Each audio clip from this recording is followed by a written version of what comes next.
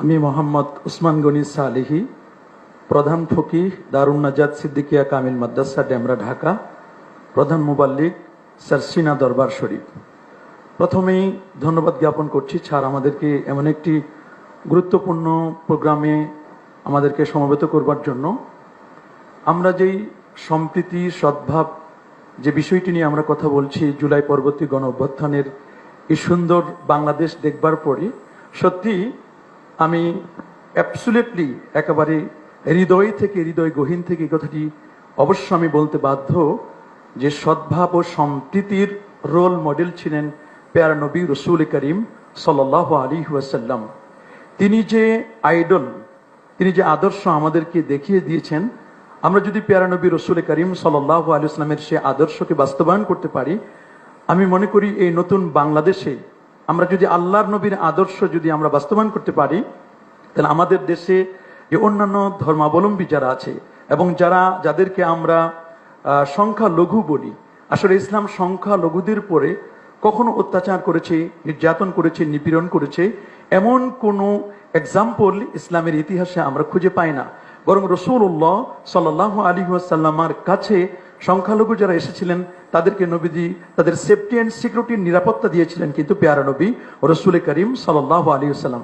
আমি একথাও বলবো যে আমাদের প্রিয় মাতৃভূমি বাংলাদেশে যারা সংখ্যালঘু আছেন, আমি মনে করি তারা মায়ের কোলে সন্তান যেভাবে সেফ আছেন, আমি মনে করি আমাদের প্রিয় মাতৃভূমি বাংলাদেশে তারা এরকম নিরাপদ আছেন। যদিও কেউ বা কোনো গুজব ছড়াচ্ছেন, আমরা গুজবে কান দিব না। আমি মনে করি স্যার আপনি যে নতুন বাংলাদেশের স্বপ্ন আমাদেরকে দেখাচ্ছেন, আমরা আপনাদের সাথে রয়েছি। আলেম ওলামা আমরা যারাই আছি, সারা বাংলাদেশের আলেম ওলামা আমরা এই কথা বলতে পারি যে যখনই কোনো প্রয়োজন হবে আপনি আমাদেরকে আজকে ডেকেছেন, নেক্সটে যদি আমাদেরকে কখনো ডাকেন, এই জন্য আপনি যত ধরনের পদক্ষেপ নেবেন আমরা ইনশাআল্লাহ আলেম ওলামারা আমরা আপনার সাথে আমরা আছি।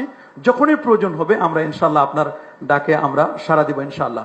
আমরা বলবো যে ধর্ম যার যার, এই প্রিয় মাতৃভূমি বাংলাদেশ আমাদের সবার, এই স্লোগানটিকে যদি আমরা সামনে নিয়ে যদি আমরা আগাতে পারি, আমরা আশা করি আমরা সফল হব। তবে এ ব্যাপারে আমার কয়েকটি প্রস্তাব হচ্ছে, আমরা জাতীয় মসজিদ বাইতুল মুকাররমে কিভাবে সম্প্রীতি এবং সদ্ভাব আন্তঃধর্মীয় যারা আমাদের ধর্মগুরু আছেন তাদের মধ্যে কিভাবে এটি সম্পৃক্ততা করা যায়, এই জন্য জাতীয় মসজিদ বাইতুল মুকাররমে সেখানে আলোচনা হতে পারে। এছাড়া সারা বাংলাদেশের খতিবদেরকে একটা ইনস্ট্রাকশন দেওয়া যেতে পারে যে তারা কিভাবে তাদের মসজিদগুলোতে আলোচনা করবে এবং মন্দির সহ অন্যান্য জায়গায়, এবং সারা বাংলাদেশের যতগুলো শহর রয়েছে, বিশেষ করে আমরা যদি বিভাগীয় শহরগুলোতে কোনো বড় বড় এরকম কোনো প্রোগ্রাম করা যায় কিনা, যারা ইনফ্লুয়েন্সিয়াল স্পিকার যারা রয়েছেন, বিশেষ করে এই স্পিকারদের মাধ্যমে কিভাবে সম্প্রীতি এবং সদ্ভাব রক্ষা করা যায় এই বিষয়গুলো।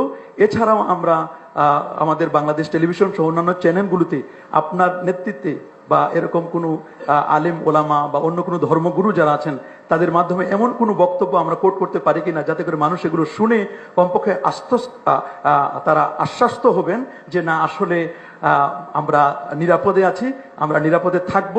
আপনি আমাদেরকে যখনই যে কোনো প্রয়োজনে আলেম ওলামাদেরকে ডাকবেন, ইনশাআল্লাহ আমরা আপনার সাথে আছি। আল্লাহ কবুল করুন, মঞ্জুর। সবাইকে শুভেচ্ছা। আমার